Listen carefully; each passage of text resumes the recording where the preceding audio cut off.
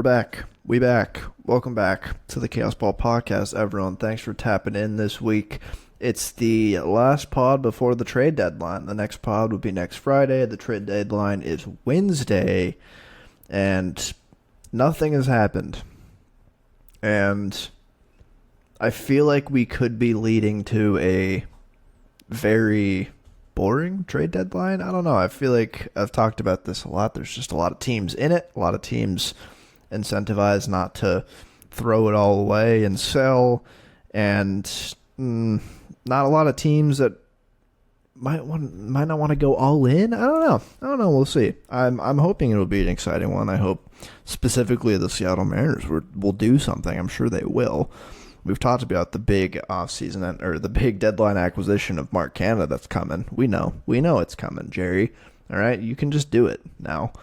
But this episode, I have one very fun comp for the 2024 Seattle Mariners that I'll get into in a second. And then I'm just going to kind of riff on the state of things and then end this one. But I was looking for a good comparison for the current Seattle Mariners in 2024 and where they find themselves right now, where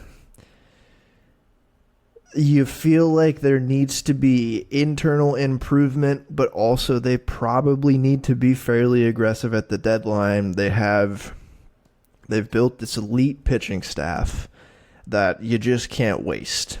The pitching staffs like this do not come often. And the fact that right now they're all healthy, knock on wood, they'll be healthy the rest of the season for the most part. You just can't take this for granted, especially in this day and age. You can't go into this offseason trying to reload and just taking it like, oh, we're just going to have these 5 guys again next season all year. You can. We've seen how many injuries happened this season already. You just can't bank on that being a thing every season. And the fact that we've seen how good this staff is this year, I don't even think we've seen the best out of George Kirby.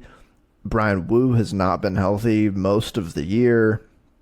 Like, Luis Castillo has been great. Logan Gilbert has been awesome. Has been Cy Young level. You just can't waste it. And so I was looking for a team that was in a similar position at the deadline where they had a good pitching staff. Maybe they needed to get a bat, and at the same time, just at home, they needed some improvements. Maybe they were banking on a prospect call-up, really sparking something in the team going forward in August and September. And I found a really good comp, recent comp as well. I was thinking recent in my lifetime. I found a really good one. And I don't know if I'm the first person to make this comp. Maybe I'm the first person to go in depth and truly look at the similarities at this point in the year for this comparison. But the 2024 Seattle Mariners are quite similar to the 2015 New York Mets. It's not a perfect comp, but it's a fun one, and there's no such thing as a perfect comp, but this is a good one. The New York Mets, if you recall, they lost the World Series to the Royals, and the first thing, or at least in my mind, the first thing that I think of when I hear 2015 New York Mets is you think of the pitching staff. You think of DeGrom, Syndergaard, and Matt Harvey. You think of those 3 guys and that amazing pitching staff that they had there for a couple of years. Those 3 specifically had phenomenal years in 2015. And then you had John Neese and Bartolo Colon as your other starters as well, who didn't have amazing years, but they didn't have awful years. They were fine. But you had those 3 horses to lead them in the playoffs, if they were to get to the playoffs, and Syndergaard, DeGrom, and Matt Harvey. Grown at home, basically, as well. And then you had, up until this point in the year, a pretty bad offense. You had a team that was highlighted by some big names in the offense that weren't necessarily producing. Their offense was really bad. Their only above average offensive players until August were Lucas Duda and Curtis Granderson. And honestly, you could say that a decent amount of the guys on the team had underperformed a little bit offensively. Sounds a little familiar. The Mariners have a generational rotation. They have their three horses at the lead right now to lead them to the playoffs, in Castillo, Gilbert, and Kirby. And honestly, this pitching staff is deeper. Like Bartolo Colon and John Neese, I would take Bryce Miller over both of them right now. Maybe not Brian Wu with his health, but still, when Brian Wu's pitching well, he's great. So this pitching staff is debatably better than the 2015 Mets, but you have those three guys who've been carrying it all year. The rotation's great. The bullpen is a solid foundation. I should have mentioned with the Mets too. Jurys Familia out of the bullpen as their closer was a really good option for them that year, and they had some other good arms. They also, again, solid foundational bullpen that could probably use another arm at the deadline. And then, like the Mariners, the lineup up until this point in the year has been quite bad. The Mariners have been awful. The lineup has been so bad.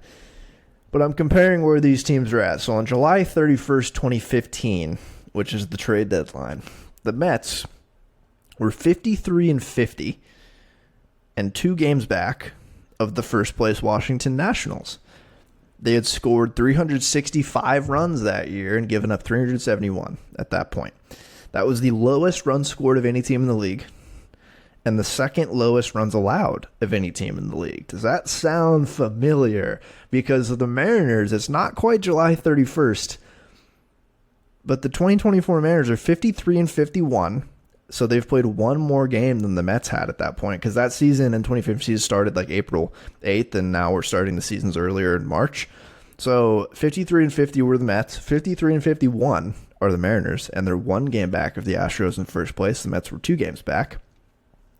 The Mariners have scored 390 runs this season and given up 381. That's the third lowest runs scored in the league and the second lowest runs allowed in the league. Remarkably similar spots for both of these teams. The Mets have the lowest scoring offense, the Mariners have the third lowest, and they both have the second lowest runs allowed by their pitchers in all of baseball. Very similar spots these teams are in. The only difference is the Mariners have 6 more games left this month until the trade deadline to shift those numbers around, but that doesn't really change my point, and I don't think they're going to dramatically shift their standing in 6 games, really. But they could prove me wrong. They had before. So what did the Mets do at the deadline? That is a team that has gone into the deadline recognizing, hey, we think we built a decent offense here that has been underperforming.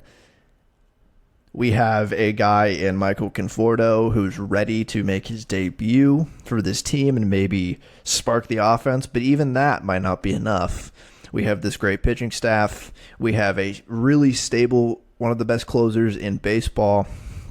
And again, you have 3 guys anchoring the front of your rotation who it's been one of the best, if not the best staff in baseball. I mean, the Cardinals staff went crazy that year, but one of the best staffs in baseball. So what do you do at the deadline if you're the Mets? A couple days before the deadline, I think it was the 28th or 29th, they acquired Tyler Clippard from the A's to shore up their bullpen, and he was pretty good for them down the stretch in the playoffs that year. And then their big deadline day acquisition on July 31st, 2015, if you recall, they acquired one of the best bats available at the time and turned out to be the best deadline acquisition that year, bat-wise. It was Detroit Tiger, Yoenis Cespedes. And when I went back to look at this trade, I completely forgot that Yoenis Cespedes was on the Tigers. Looking back, I was astounded because I just completely forgot he was on the Tigers. Like, if you told me who traded him away to the Mets, I would have said the Red Sox, because I remember he went to the Red Sox in the John Lester deal from the A's. Just absolutely forgot that the Red Sox traded him to Detroit for Rick Porcello. Maybe I blocked it out of my memory. I just straight up forgot. But it was Detroit Tiger, Yoenis Cespedes, who that season was one of the best deadline bats available, and he was having a great year. He was continuing Yoenis Cespedes things and playing a good corner outfield. He had an 829 at the deadline. That's a 125 OPS plus in this offensive environment of 2014. He had 18 home runs at that point, 61 RBIs, 293 batting average, 506 slug. Like he was having a good year. Having a good year. And what happened with the Mets that year? They went on an absolute heater in August. They came alive. Their offense after the deadline was scorching, and it was led by Yoenis Cespedes. So Yoenis Cespedes gets traded to the Mets, and he improves upon his already good numbers in 2015. So he goes to the Mets. He plays 57 games for the Mets. He hit 17 home runs in those 57 games with 44 RBIs. He slashed 287, 337, 604 for a 942 OPS and a 155 OPS plus. And I believe, I'll look at the WRC plus in a second. But good Lord. 604 slugging is crazy. He hit 18 home runs in 102 games on the Tigers and then went to the Mets, played half as many games, and hit 17 home runs. He was their talisman on offense at the second half of the year. And all of a sudden, it's not just him. A lot of their currently existing hitters on the team came alive after a very weak April to July. So I mentioned Curtis Granderson and Lucas Duda were their only positive hitters before the deadline. Curtis Granderson had a 122 WRC plus before the deadline, and Lucas Duda had a 124. And then after the deadline, Curtis Granderson had a 147, and Lucas Duda had a 160. In slightly less games played for Lucas Duda, but their offensive output improved. And then guys, like I said, who kind of had underwhelming years up to that point, started to hit better. Guys like Wilmer Flores, Juan Lugares, Daniel Murphy, Ruben Tejada, all those guys had great August, September, and early Octobers at the plate after a very underwhelming April through July. And newly called up prospect Michael Conforto, like I mentioned, burst onto the scene, hit the ground running, and was a great hitter for them as well. But Cespedes was the best and their most valuable player down the stretch after they acquired him.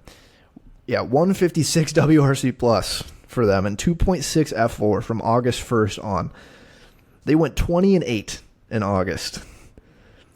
20-8 and 17-14 in September-October to cruise to the division win at 90-72.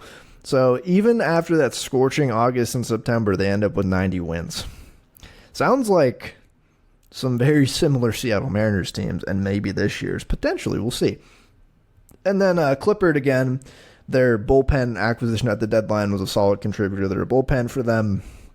I should just add that. So their two acquisitions at the deadline were both solid for them. I think, where is he? Tyler Clippard, a 32 and a third innings, 3.06 ERA for them.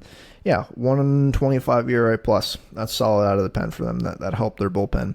And they didn't need a big closer. Again, Jeurys Familia had a phenomenal year that year. And the Mets, if you recall, they beat the Dodgers in the NLDS. They steamrolled the Cubs in the CS and swept them.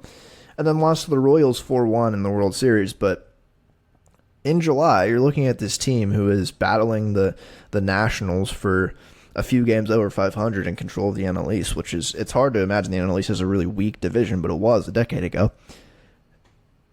And then they acquire Yoenis Cespedes and go on an absolute tear. And I think it's not like there's a direct correlation between getting Yoenis Cespedes and the entire offense kind of coming alive. But I don't think there's not a correlation. I mean, I think there's a little bit in that where you see your team acquire one of the best bats at the deadline. A new guy comes into the clubhouse who's hitting really well that year. He starts raking. Everyone around him just gets lifted up. And when you're having a good time at work, I think you're going to play better. And I think that's part of a good deadline acquisition. But acquiring a helpful bullpen arm and one of the best bats at the 2024 deadline should be the goal for the Seattle Mariners. This Mets team is probably the absolute ceiling, and like 99th percentile outcome here is what happened to this Mets team. Like it was the absolute ceiling of probably what could have happened. Getting Cespedes and everyone else getting on fire.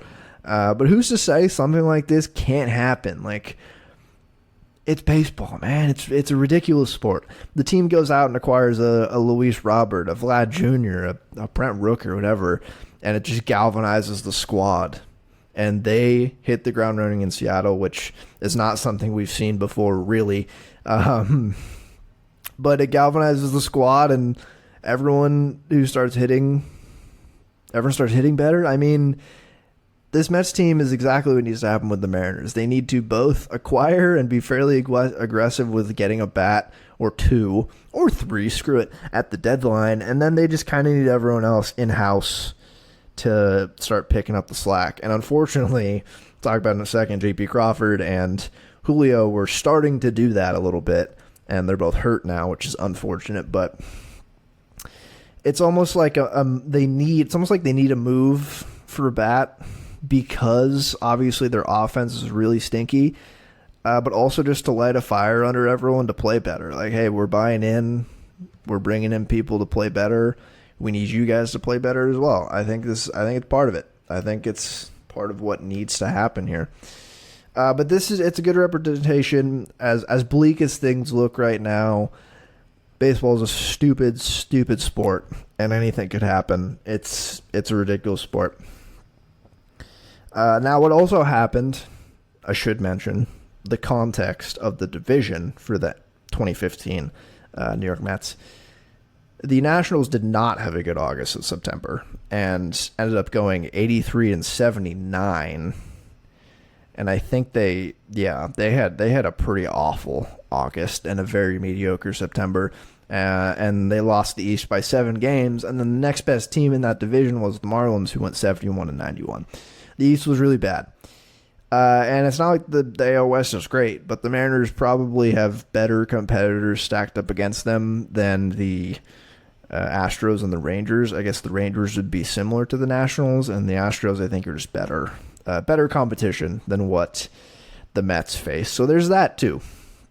If the Mariners end up winning 90 games this year, like these Mets did, I don't think they're going to win the West by 7 games unless something crazy happens. Like, I feel like the Astros are winning high 80s, low 90s games this year. It just looks like it, and the Rangers have been playing better. So we'll see. But that was a fun little comp. When I looked up those numbers, I was very surprised at how similar the runs scored and records and games back in the division they were at this point in the year. And so that's what just needs to happen. The Mariners need to acquire Yoenis Cespedes, and then all will be well. I think that should be the plan. I think if you just put Yoenis Cespedes on your team, they'll do better. I think that's the key here. But that was my New York Mets, Seattle Mariners comp. I really hope that happens. That'd be great. And a trip to the World Series, why not? Even if they lost, that would be sweet. So we'll take it. But now I'll get into the current state of the actual 2024 Seattle Mariners. And it's not good. It's not good at all. Julio jumped into the wall the other day, hurt his ankle. Everyone on the internet died for a second because it looked real bad. Like, it looked like it could have been a ankle shattering type situation, but thankfully it was just like a sprain. At least that's how it's been communicated. But they put him on the 10-day IL after not after leaving it for like 24 hours, and I guess this is probably just to be safe. And you don't want to end up having the situation that they kind of did with Jorge Polanco earlier in the year, where he had the hamstring injury and ended up being out for a long time. They didn't put him on the IL, so I think it was probably best to do that, which that blows. He was really hitting well.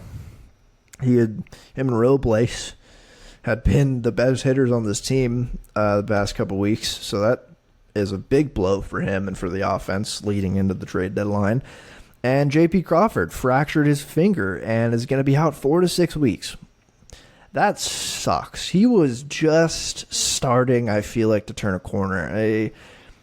The at-bats felt like they were getting better, and that's like his bread and butter, is just kind of grinding out at-bats. And they don't really... Josh Rojas does that, but they don't really have anyone else who does that on this team. Now, there's a glaring hole in the team that JP fills. Josh Rojas is pretty decent at it, but not as good as JP. That sucks. That's a blow. That's a big position to fill, too, shortstop. And right now they're just going to have Dylan Moore fill it. And as much as I like Dylan Moore, he should not be a starter on a contending team. He should be a utility man, and his defense at shortstop is not great, and I'm not expecting him to be great. He's a utility man who can play shortstop. I don't want him to be the everyday shortstop, but it's just going to have to be like that for now, which is unfortunate. They called up Leo Rivas. I don't know if he's supposed to be better defensively than Dylan Moore at shortstop. I doubt he's much of a factor at the plate, but I'm sure we'll see him plenty just filling in defensively. And if he's a good defender, it might be worth playing him more than Dylan Moore, to be quite honest. If Dylan Moore's not going to hit very well. So there's that. And then the real big news before those injuries happened, Ty France. They finally pushed the button on Ty France. They put him on outright waivers, and then every Mariners fan had to look up what that meant. Thankfully, Ryan Divish explained it very well, but it's basically just a team can claim him if they want. He's still on the active roster. They could keep him on the active roster after putting him through waivers. It's basically just asking straight up before you DFA and cut a guy, does anyone want him? Does anyone want him and his $6.5 million salary? No one did, so he was back with the team, and then they DFA'd him. And since he has, I think, 5+ years of service, he can deny a minor league option. So right now, he is DFA'd, so they can either trade him. I guess they could try to option him to Tacoma. If he accepts it, I doubt he would. And the most realistic scenario here, if they don't find a trade for him, which I don't know if they will, is they just release him. They release him, they cover his $6 million salary for the rest of this season because he was in arbitration, and then a team could sign him for the minimum. And that's probably what any team who wanted him when he got put on outright waivers was probably thinking, there's probably not that many teams that want him right now, and you don't want to pick up that much salary for a player you don't think is probably that great. You just wait for the Mariners to release him into free agency officially, and then you can sign him for the minimum while he's still getting paid by the Mariners.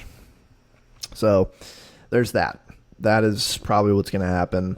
It'd be real interesting if the Astros signed him. They could use a first baseman. I don't know if they want to employ a man like Ty France, but maybe the Astros could figure him out.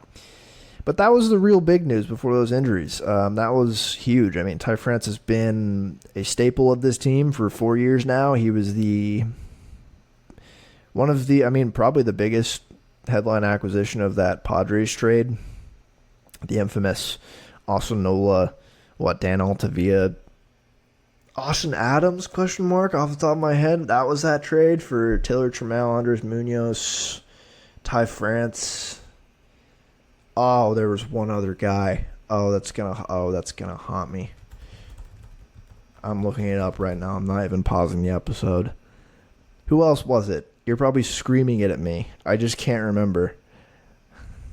Oh my God, tell me. Google AI is the worst. Luis Torrens. That's who it was. Ping pong champion Luis Torrens. How did I forget? Come on. But then now Munoz is the last guy on the team from that trade. But, I mean, Ty France, it was just it's so unfortunate that it didn't work out. He just looked like a really nice option at first base. He looked like kind of a different type of first baseman. He wasn't going to offer a ton of power. But he had some really good years there for these Mariners. And it sucks that he sucked the past 2 seasons. He was just not good enough. 2020 it was great, and then full seasons 2021 and 2022 it was 125, 128 OPS plus. Again, just not a whole lot of power, but great hit tool. He hit 291 in 2021, and then his OPS has just fallen since then. From 2021 on, it was 813, 774, 703, and 662 this year. And the hit by pitches always inflated his on base, but that was part of his skill. But those are volatile, even even doesn't matter how good he is at getting hit by pitches. He was striking out more this year.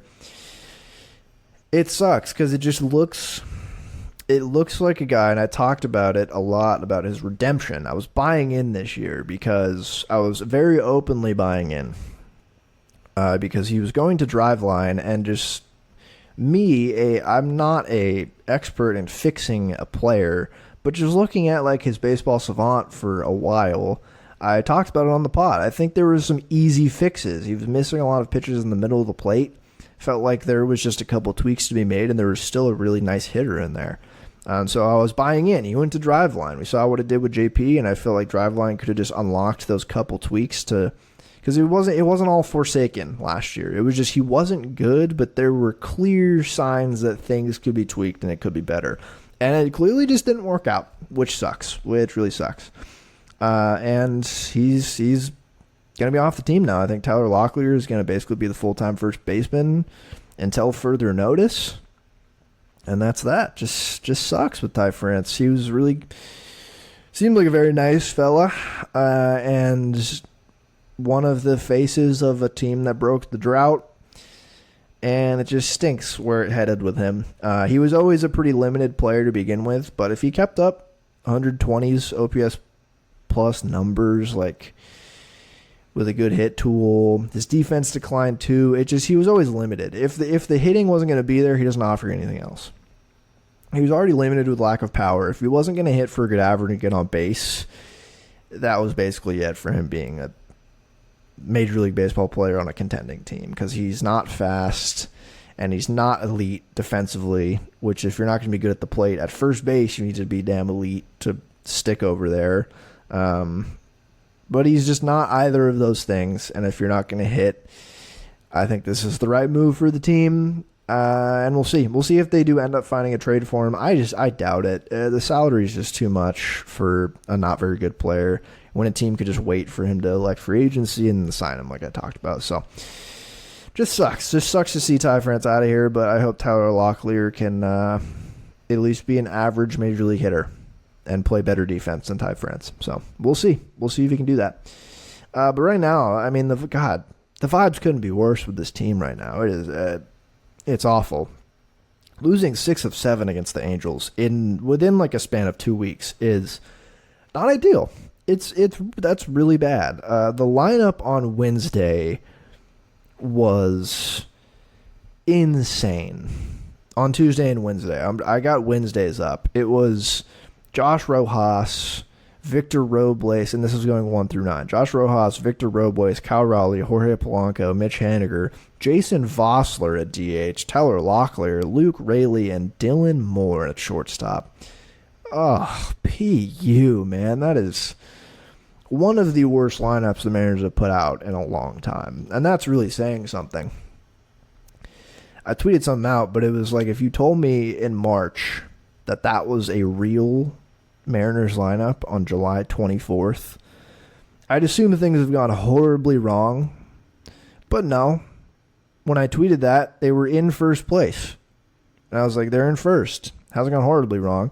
But as Mariner Muse pointed out in the mentions of that tweet, they pointed out that things have somehow gone horribly wrong and they're in first place on July 23rd. And that's true. I agree with that. Things have both gone horribly wrong for this team, and they're one game out of first in late July. So could be worse, but the vibes are awful. They're so bad right now. But despite the really poor play on the field and poor vibes, the deadline plan they shouldn't have changed in the past couple weeks. Maybe slightly with the JP news, but really it shouldn't have, like, grand scale, it should not have changed. The offense is still bad. The pitching is still good. Those two things have not changed. They should be even more incentivized to buy now with the injury troubles.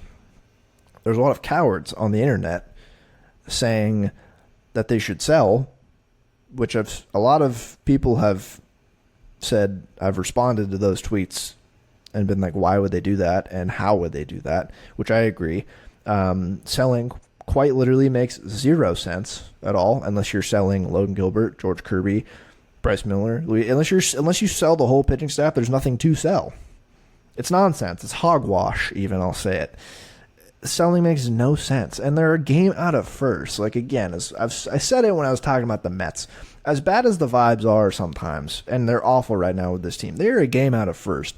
They were a random 7-game win streak away from being 2 games up in the division again, or something random like that. Like, we've seen this team do that before with inferior offenses. It can happen. Like, you're too close. You're too close to the division. This is the best opportunity that this team has had to win the division in I don't know how long.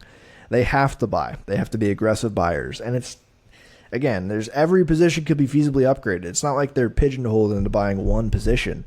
They could upgrade every single offensive position. They won't upgrade center field when Julio's healthy. They might get a center fielder, but they might not play him in center field. And they won't upgrade catcher. And I said last week I think they won't upgrade shortstop. I don't know if they'll upgrade it, but they might look for a little stopgap trade while JP's out for 4 to 6 weeks. They could do that. So, this team hasn't really earned the right for optimism this season, nor in franchise history. But I'll be the shred of light in the darkness right now. It's like things could get better. They're not out. They have 1 game back of the Astros right now, despite how poor they're playing. The division is so right there. It is attainable. The pitching staff is elite, and it'll take 2 good weeks of baseball to put this team back on track in first place. But the offense right now is especially ugly with JP and Julio out. It wasn't good with those 2 in it, and it's not good now. So. I did also want to share. I was looking. They haven't scored very many runs recently, and I looked into the lowest scoring months in Mariners history on StatHead, and they're making a run for it this July. I think that 11-run victory against the Angels might get them out of the slop here. And I'm gonna update this when the month ends and see where they end up. But right now, it would be the 4th lowest scoring month in team history. So they have 6 games left, so that's plenty to get out of here. But all of the 4 months around July 2024 all have a reason to be very low scoring. So I'm just going to read it off. April 1995, they scored 24 runs. That was a strike year. The strike started April 25th, or the season started April 25th after the 94 strike. So they played, 5 games in April? So 24 runs. Second place lowest scoring is June 1981. They played 37 games. There was a strike that season. Play halted on June 12th. So June 1981, play halted on June 12th. They scored 37 runs. The next one on the list is July 2020. The season began July 23rd. They scored 41 runs in July that month, but started on the 23rd. Then July 2024 comes up with 58 runs with 6 games left. And then right behind it with 70 runs scored is April 1981. The season started on April 8th that year. So that would be kind of a short month. They scored 70 runs. So I'm going to check in at the end of the month to see where they're at in franchise history run scoring. And I just wanted to say that because it was funny. I saw that nestled in between all those, and as I looked at them, I was like, something is not right here. I saw 2020, I saw 1995, 1981. Yeah, it's strikes and short seasons where they have the lowest scoring months. So 6 games left to get out of, to score 13 more runs. That could be a lot to ask for this baseball team. But next week I will check back in and see where they ended up. So. Luckily, I'm here to save the day for this baseball team. This is the last pod before the trade deadline. I'm going to fix the Mariners. All you got to do is start cheating. I said it last week. Cork the bats. Give the players steroids. Humidor the baseballs. Whatever you got to do. Or wouldn't that make them less? Dry out the baseballs, right? Drying them out, right? Doesn't that make them fly farther? Am I crazy? Fix the baseballs at home. It wouldn't be fishy at all if in August the Mariners' OPS at home was 200 points higher than on the road. Nobody would look into that at all. I'm sure of it. But besides cheating, here's what you got to do. You trade for Jose Caballero and Jesse Winker. You bring the boys back. You bring the band back together. Jose Caballero can play shortstop, and Jesse Winker will fill in at DH when Mitch Garver is catching or against right-handed pitching. Bam. Those are the... No, I'm just kidding. Throw in Mark Canha. Put a bow on the deadline. Mark Canha, Jose Caballero, and Jesse Winker. How mad would the fans be if that was their deadline? I don't think I would be irate, but I wouldn't be pleased. I have no clue what they're going to do. I still don't. I have no clue what most teams are going to do. Obviously, I think they will trade for offense. It's just, will Jerry trade for his typical, utility kind of offensive bat? Or Mark Canha. As good as Mark Canha might be against left-handed pitching, that can't be the whole deadline move. But it could be. It could be. Jerry might be calling teams right now looking for trades, and they might be asking for a king's ransom for Luis Robert or Vladdy, and he might just not want to do it. And that's fair, but I also think you should just take a big swing right now. I'm of that mindset. Finding a replacement shortstop is now a potential new target, which sucks. Although, they may just end up sticking with Dylan Moore, which would be suboptimal. I may have been slightly kidding about Caballero, but if they're trading with the Rays already for an Isaac Paredes or a Yandy Diaz, either of them I would welcome with open arms on the Seattle Mariners. Yandy especially. That's a big if, but if they are trading with the Rays for a bigger bat, might as well throw in Caballero, right? He can play shortstop better than Dylan Moore defensively, and he's faster than Dylan Moore. And I'd like Caballero at shortstop more than Dylan Moore. So that's my kind of kidding, but also not kidding. If they're already trading with the Rays, you should ask for Caballero as a stopgap right now for JP's injury. If they're talking to the White Sox, maybe you throw in Paul DeJong. But Paul DeJong is not particularly good in the field or at the plate. Paul DeJong is just not particularly good. That would not move me. If it was a throw-in with Luis Robert, sure, that would move me a little bit more. I don't know. I don't know where they go. They have all this depth on the farm, but it could be the exact right time to trade a pitcher from the MLB rotation. If there's any time to do it, I think it's right now to get a major league bat and maybe a prospect bat that you'd call up right away. That's their biggest strength right now is pitching, but I think it might be time to trade a Bryce Miller or Brian Wu. And I think Bryce Miller at this point is probably more attractive of a trade piece just given how healthy and somewhat consistent he's been all year. And as much as it'd be tough to see one of those guys go, no one likes when you trade anyone from the team. I've gathered on the internet. If you trade prospects, they'll be like, oh, you traded our future. If you trade Bryce Miller, you'd be like, oh, you traded one of our best pitchers. It's no one will be happy with whatever you trade. But I think trading from this great strength is probably something they might have to do. You got to make sacrifices, and I think they just need to bring the offense and the pitching a little bit closer together. The pitching can get marginally worse because it's always going to be good at home.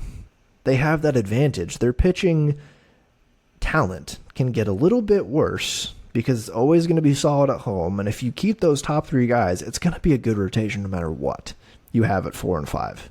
That's a simple fact. If you keep George Kirby, Logan Gilbert, and Luis Castillo, it doesn't matter who you're pitching at 4 and 5. That's a damn good rotation, and especially it wouldn't matter if you made the playoffs who your 4 and 5 are. So it could be time. And obviously I want to keep Logan Gilbert and Kirby and Castillo all together. But what could Logan Gilbert feasibly fetch you on the trade market right now?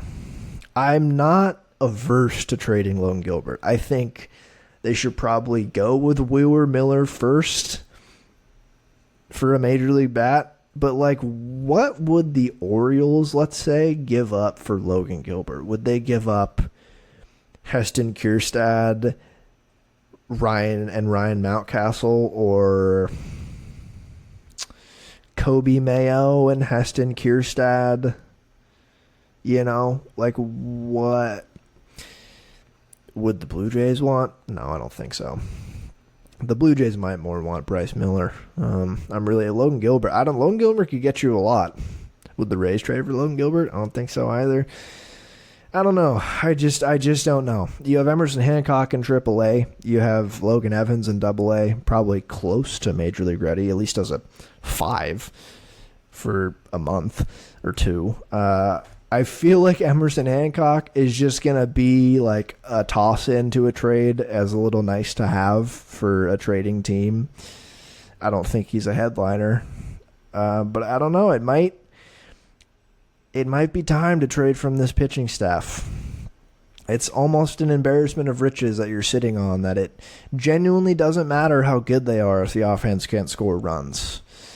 So I don't know. I think I'm of the mind if you keep your top 3 and you trade from Wu, Miller, Hancock for a major league, a proven major league bat, which they're not very good at acquiring, I think that would be a good deadline. I think that's a swing they need to take, is mortgage a little bit of their rotation and their young pitching for a solid bat.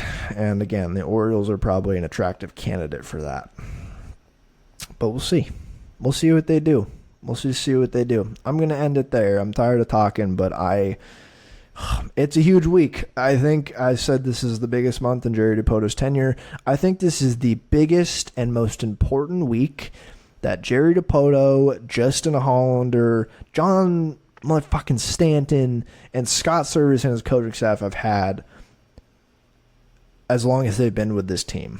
This is a week that not only they need to beat the White Sox this weekend. If they lose the series to the White Sox, I'm not a big fire the coach guy, but I think if they lose the series in Chicago to the White Sox this weekend, I would be open to firing him. That is a fireable offense. Doesn't matter if it really doesn't have any impact on the team. That's a fireable offense, man. You can't get swept by the Angels and then lose a series to the White Sox. That is deplorable if that happens. And then they play the Red Sox. They have a bunch of Sox this week until the trade deadline. So let's hope they conquer the Sox and they cut them up like Chris Sale did his jersey, and go into the trade deadline with a little bit of positive momentum and then trade, baby. We know Jerry's going to make a trade. And if he just trades for Mark Canha, it's going to be an angry podcast on Friday. We'll see what happens. It might be an emotional roller coaster of a week and a podcast next Friday, but we know there will be trades. What trades will there be? We'll see. But with that, I hope you have a good rest of your week personally, and I hope the managers do as well. And of course, I'll leave you with a hearty go Victor Robles led Seattle Mariners.